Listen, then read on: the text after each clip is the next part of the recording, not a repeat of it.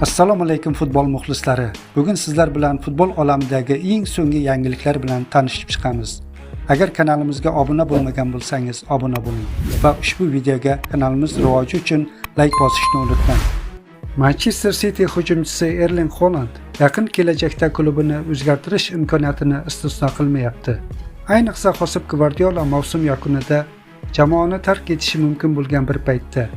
El Nacional nashrining xabariga ko'ra, Haalandni Real Madridda to'p surish varianti o'ziga jalb qilmoqda. Manbaning ta'kidlashicha, norvegiyalik yulduz Madrid klubiga o'tishga rozi, biroq faqat bir shart bilan. Agar Jurgen Klopp murabbiylik kursisida Alvaro Arbeolani almashtirsa. Qayd etilishicha, Klopp Realga kelgan taqdirda Vinicius Juniorni qurbon qilishi mumkin. Madrid klubi braziliyalik futbolchini shartnomasi tugashiga 1 yil qolganda sotib yuborishi ehtimoldan xoli emas.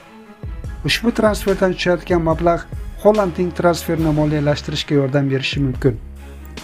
Nufuzli transfer market portali 25 yoshli Erling Haalandni 200 million yevroga baholamoqda. Saudiya Arabistoni yashil maydonlari mezbonlik qiladigan 17 yoshgacha bo'lgan futbolchilar o'rtasidagi Osiyo Kubogining guruh bosqichiga qur'a tashlandi. Qur'a natijasiga ko'ra o'smirlarimiz Shimoliy Koreya, Hindiston va Avstraliya terma jamoalari vakillari bilan bahs olib boradi. Terma jamoamiz ilk o'yinni 6-may kuni Shimoliy Koreyaga qarshi Yulduzlar stadionida o'tkazadi. Uchrashuv Toshkent vaqti bilan 19:30 da start oladi. Ikkinchi turda esa 10-may sanasida asosiy arenada Hindiston o'smirlariga qarshi maydonga chiqadi. O'yin 20:00 da boshlanadi. Hamyurtlarimiz so'nggi turda yana Yulduzlar stadionida Avstraliyalik tengqurlariga qarshi bahs olib boradi. Ushbu bellashuv 13-may kuni soat 19:30 da start olishi rejalashtirilgan. Yangi mavsumda xalqaro maydonga qaytayotgan Neftchi klubi xorvatiyalik hujumchi Stivi Peritsani o'z tarkibiga qo'shib oldi. Peritsa 1995-yilning 7-iyul sanasida Xorvatiyaning Zadar shahrida tavallud topgan. U faoliyatini dastlab Xorvatiyaning Zadar klubida boshlagan. Futbolchi jamoadagi birinchi mavsumini o'zidayoq 8 ta gol kiritishni uddalagan.